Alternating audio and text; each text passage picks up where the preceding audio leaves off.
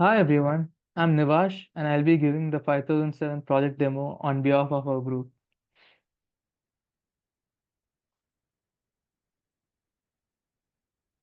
Our project has features mainly related to travel and targets people who travel often. The name we gave our website was Tripster. So this is how the landing page looks like. So currently we're on the home page. We'll quickly navigate to the product. So our product page gives a brief overview of the app. So the two main features of our app is adding itineraries and searching for locations. So the sign up page user can create a new account. So the only check we are doing is the user has to create an account with a unique email ID. If the user tries creating an account with an email ID which already exists in our database, we will not allow the account creation. So I'll quickly just show that.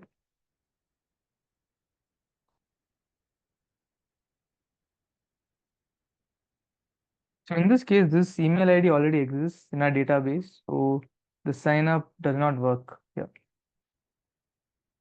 So I'll quickly log into our app using Google App. So this is how our landing page looks like uh, once we sign in. So we have so this is the search functionality where we have two common filters here. This filter consists of restaurants, hotel, attraction, and this is the filter by rating. And we have an advanced filter here where the user can select specific preferences. So our app mainly focuses on user-specific data to give the best possible experience for the user. So therefore, like we store user preferences using the quiz functionality here. So once a user logs in, he can take the quiz and submit his interests or preferences. So I'll quickly submit my interests here.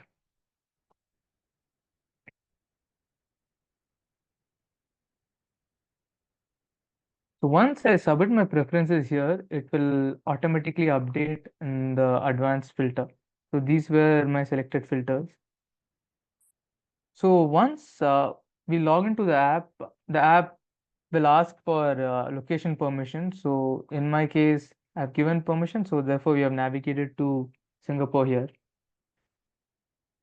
We can also change location by directly clicking here. For example, I can just put London here and it will change location directly. So this can be used. This icon here is used to go back to our location. So I'll quickly show the results of this of the common filter. By clicking on go, we get all the results of this area. We can also see the cloud symbol here. This shows the current weather and it's fetched from the Open Weather API using the Open Weather API. So this is how the results look like. So we can also minimize the right tab here and explore in the map. And by clicking on this, it will navigate to the place here. So here we show the main features of the place, such as price, ratings, and the address as well, and website as well. So by clicking on this, user can directly navigate to the particular website.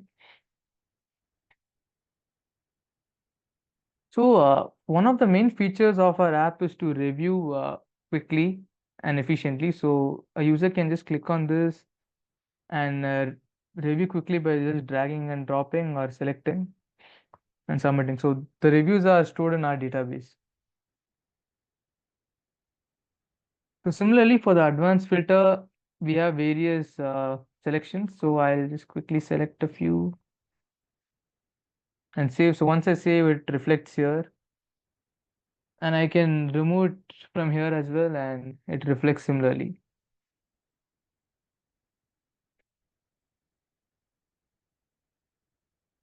So for the advanced filter, we are using a different API, which is the Foursquare API. And for the common filters, we are using a different API, which is called TripAdvisor. So in case of Foursquare, we get multiple images, so therefore we can show it here.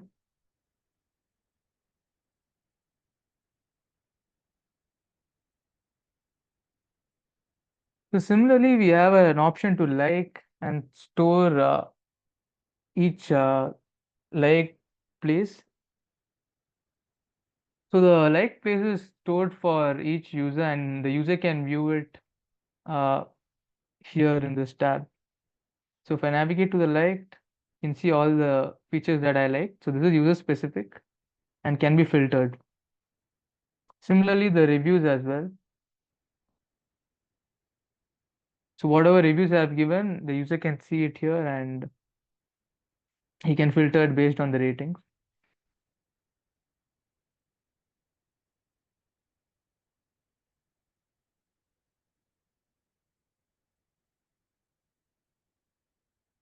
And also, the user can view the reviews as well.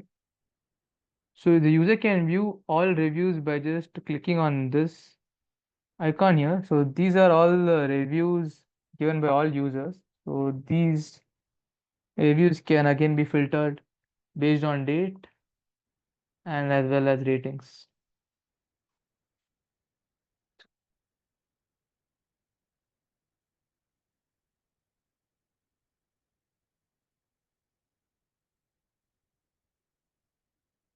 So this was about the search. This was the search part.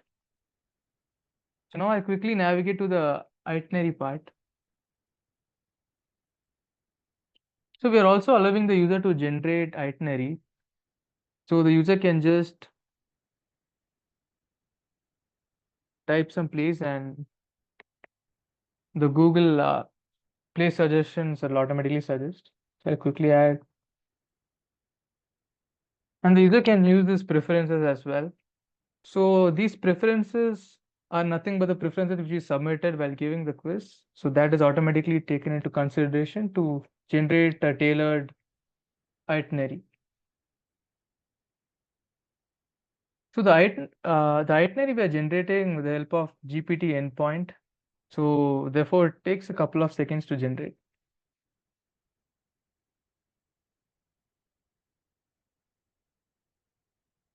So once generated, the itinerary will look like this. So the user can add extra days if he wants to, clicking on here, and he can add any amount of extra stuff by just clicking here.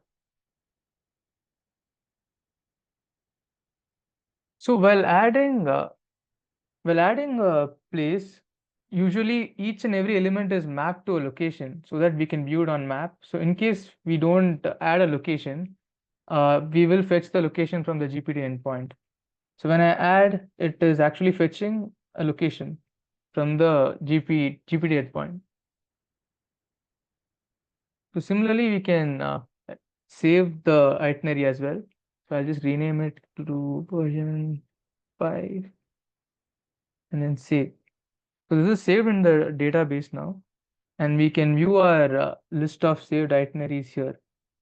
So these were some existing itineraries which I had saved, and we can navigate by clicking on this or we can delete it. And we can also filter based on name created at or last updated. So I'll now quickly navigate back to the itinerary.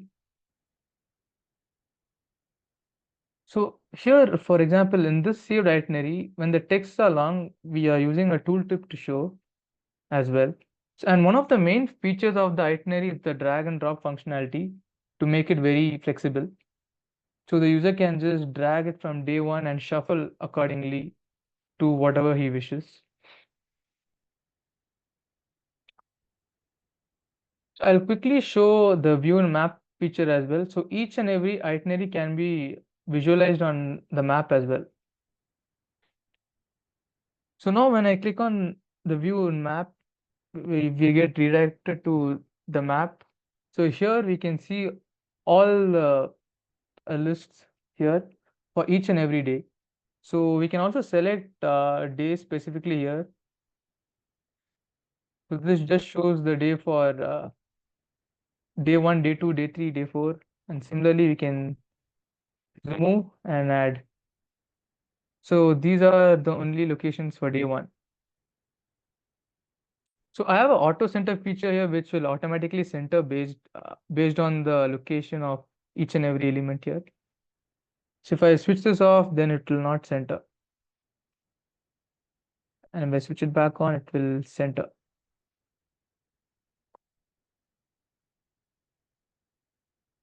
So here we have a itinerary here, that is why it centered around there.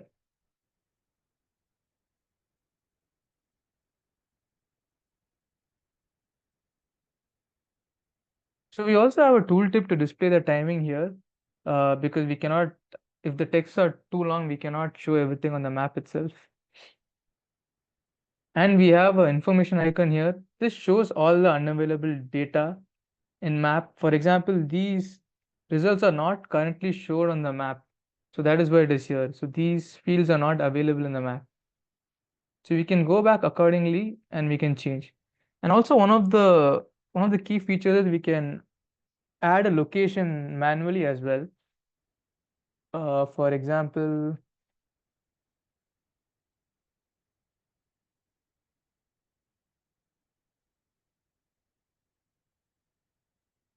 so and when I click on this add location, new pop-up opens and I can add a location anywhere. So I'll just add a marker here, click OK. So once I add, the icon is highlighted and the tooltip shows the address of the place, and then we can add here. So once I add here and view in map, it reflects accordingly. So this is the new place which I added. And again, I can select. So this was one of the key features of Itinerary. So I think I've covered all the features of the app. So that's all I had. Thank you very much.